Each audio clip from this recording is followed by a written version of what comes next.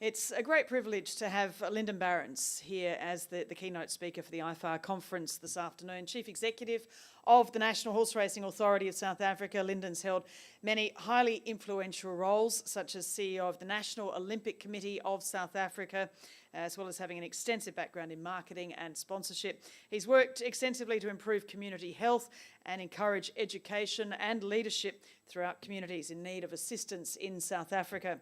Lyndon will update us on the work of the South African Aftercare program and about improving awareness of the program. So would you please make welcome our keynote speaker for the second IFAR conference on the topic of Aftercare, Seizing the Opportunity, Lyndon Barends. Thank you, Caroline. Thank you, Diana and Di, for the invitation here. I'm privileged and honored to be here today. I don't know if you had a mother or an aunt like I had. I know you've had a very long day. And it's been very packed, and you're probably fast asleep by this time. Now, when she took us to church, she would say, okay, you must stay awake. And at the end of the sermon, I want to know exactly how many times the preacher said Jesus. So you better stay awake, and I would like to know at the end how many times I said aftercare, all right, just to kind of keep you on your toes. As I said, I'm very happy to be here. You know, often when you decide on a title, and once you've written it, and when you get to the end, you kind of think, I need to retitle this. So in this case, I wrote the title, and then at the end of it all, I kind of have a subtitle, Our Thoroughbreds Are Icons, because I realized that the industry is so passionate about horses. And people know the icons. Whenever I get to functions, people tend to talk, hey, do you remember that horse in 1995 that won with that jockey? And I'm quite, astounded at the level of detail and how passionate people are, about the horses. In South Africa, I heard about Variety Club, I heard about Chestnut, Horse Chestnut, and I heard about Colorado King, and you just hear people really revere, and they are legendary. And so I thought I will use this as the basis on which I will share some of my thoughts today. And I'll use the acronym ICONS and try and unpack it for you over the next few minutes. When I look at the industry and I look at aftercare, this is how my visual is. I kind of see aftercare sitting on the sideline. It's not part of the main pie. It's not part of the entire cake. The industry is incomplete, in my mind, unless we deal with aftercare properly. And that's really the summation of what I'm going to try to bring across to you today and what we are trying to do in South Africa, to say that this needs to be part of the pie. It cannot be on the side. It cannot be an afterthought, a maybe issue, a nice to have. It must be critical to the completeness of the industry. I mean, I don't have to remind you, you all know what the international landscape looks like. You've all been part of it. I'm probably preaching to the converted here today. It's all very clear what's happening in the world. Nothing is different in our domestic welfare landscape. We also have cases like this, and I had to deal with some of these cases where horses are just found wandering around with no proper care. And I say to myself, is it really true that an industry that's so passionate about the horses, that will breed them, that will race them, that will be excited when they win, that will be upset if they end last, and then when it gets to the end of the career, they just don't care? And it's not all. You said earlier, Jock, that owners love the horses. I would just like to insert the word some of the owners, right? And we need to try and see, how do we deal with this from how we structure the aftercare appropriately within our industry. This just gives you an idea of what's happening in South Africa. There's a lot of goodwill everywhere in the world. There's a lot of things happening. But my point is, how do we position this product properly so that we can resource it properly? Now, in South Africa, as the NHA, we've introduced regulation. We abide by the IFAR guidelines. We are looking very closely to how we can improve traceability. It's still an issue with us, sharpening our stud book, and therefore we can improve traceability. That's part of our Vision 2020, that welfare must be number one. We have a whole host of other initiatives in the country that deals with some of these issues. But it is all still ad hoc, right? It is not completing the pie as it is from our perspective. So, and is it perhaps that our capabilities over the years have been developed largely within the breeding industry, and then in the racing industry, and in the wagering industry? And we've not given enough attention to build our capabilities within the aftercare environment. And this is something that we need to focus on what kind of expertise do we need to help us to facilitate that process, that exit out of racing into the life thereafter. And it's important that we look at that, at our capabilities. Now, you're probably all aware with that acronym, right? It's a mouthful, IABRW. Right, we all know that that is the International Agreement on Breeding, Racing, and Wagering. And the thought that just occurred to me, you know, when you can't sleep and have a cup of coffee now and then late at night, and the thought occurred to me, isn't there a letter missing? There's a lot of letters already, but shouldn't there be another A at the end of that? IABRWA, another mouthful, right? And shouldn't that be the International Agreement on Breeding, Racing, Wagering, and Aftercare? And why am I saying this? Because I want this piece of the pie to be in the pie. Are you with me? I don't want it next to the pie. I want the slice of pizza to be where it belongs. And maybe that is where IFAR has made its entrance, to try and deal with that gap, so that we can look at the aftercare. We have a lot of emphasis before racing, during racing, but we have to carry it through to after racing.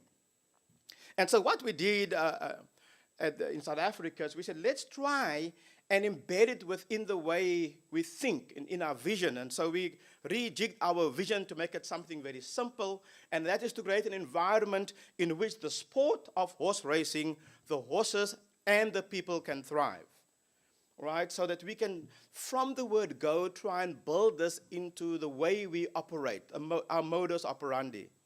And I just pause to say that the development of our people is as important in South Africa. We still have groomers that needs a lot of attention as well. So I don't want to underplay that. But it's important that we instill this right throughout the organization as we move forward. And for example, here are 3 of our strategic objectives. And I'm not going to go into too much detail, but you can see what's number 1 there. And number 1 is they're improving the welfare of thoroughbreds and appropriate welfare standards. And we say, unless we build this as the foundation of our business, we will be doing an injustice to the sport within the long term. And that is how it's a part of our journey to excellence and how we create our future. Because we need to make sure that this sport is sustainable. It's always under attack. We have issues around integrity when it comes to drug control as well. And similarly with the aftercare.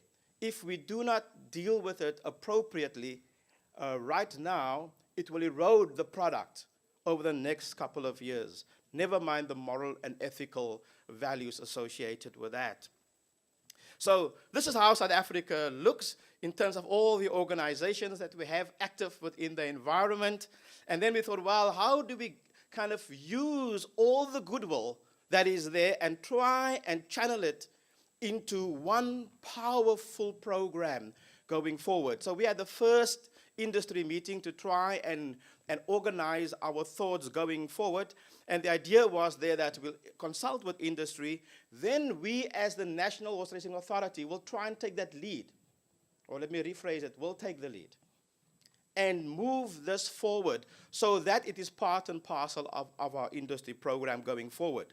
Now, maybe a novel way to look at it, or to bring some innovation into it. If you look at the horse there, and you see all of us, we are all employed by the horse, isn't it? I mean, all of your salaries, most of you are being paid by the horse. Mine is being paid by the horse, right? Nearly all of us. But somehow, we don't all want to take collective care to make sure that this animal is well kept until the end. So maybe that's the kind of mindset change that we're trying to encourage. Yes, it is important. We do have goodwill, and many of our programs currently ride on goodwill. But is that the way, the sustainable way forward? Is that the way that every country can survive? Not all of us have the goodwill and the means and the disposable income, to be able to build a very vibrant program like TCA or others. And maybe we must change our mindset and say that every cent adds up and counts, and there is space for goodwill, but let us take collective responsibility, because this is about a collective threat to the industry, a collective reputation. Horse people don't look after their horses. You see it written in newspapers. So, the downfall of one person will get generalized to all of us in any case. So we might as well take a different view and say, how do we all participate in ensuring the aftercare of the thoroughbred? So to bring it all under one umbrella, one roof, this is what we're trying to do in South Africa. Bring all the programs under one roof and have the South African Thoroughbred Aftercare program with its own board, its own secretariat, but there's a home for various groupings within it. And the point I'm trying to drive home here on the left-hand side there, you'll see that little circle come. I just took it away so you can see it again. That's quite an important one. I'm saying that the aftercare must be part and parcel of the cost of doing business. If you are going to play in this sport, if you're going to partake in this sport, then you're going to have to go the whole hog. Okay, you're going to have to find a way. Every jockey must participate. Every person that earns of that horse must participate. It must be non-negotiable. That is what we must work towards so that it can be ingrained and part and parcel of the program. That, I think, is the opportunity. This is something visually that we have in mind. That when the thoroughbred exits, that he has a number of options available to himself. He can go to stud, he can be retrained for equestrian, therapeutic, educational, other careers, horse care and rehoming, and some might be euthanized because of various circumstances in there. And then what we envisage is that in each of those subsections, that we find a best practice partner to guide us. It doesn't have to be in South Africa, can be anywhere in the world to help us, so that we don't reinvent the wheel, and that we therefore, in terms of protocols and standards, that we're at the highest level. And then we look at facilities in every region. We need to look at education of our communities. A lot of the abuse happens because communities will get hold of the horses somehow and then abuse them. Now, many of our communities are not educated properly, so there is a huge role that we have to play in educating our societies, outreach programs, resource manuals, etc., to be able to bring this program together. Here's just an example of dynamic welfare partnerships across the world that we are learning from, that we are studying, that we are reading, that we'd like to interact or have been interacting with to try and give us some guidelines going forward. The opportunity here for us is to try and optimize the aftercare outcomes. Because this one is doing something here, the next one does something there, and because it's not coordinated, we don't build enough skill, we're not sure that we're providing the right quality of aftercare. And the opportunity for us is to try and bring it all together, to harness it, so that we can optimize. The opportunity is there for us also to look at research, accreditation, information and communications, and partnerships. And this is also where I believe IFAR can play a huge role in coordinating these issues around the world and packaging it for all of us to learn from going forward. And that will help us to get a much better, improved product and improved perception of what we are doing in the marketplace if we can harness our opportunities. And hopefully that we will work towards what is called a lifetime care charter to underpin our efforts going forward. Now, what I'm saying, what we'd like to achieve, we'd like to move the aftercare from the conscience of a few good people, like we've heard here, to the statutory contribution of everyone in the industry. We cannot constantly depend on the good hearts and the goodwill. In some countries, of course, you do have it as statutory, but I'm talking perhaps in the other areas, and broader in the industry. We need to say that we all need to take that collective action, because the lack of action means the lack of eroding of the brand of horse racing down the line. It's inevitable that it's happening.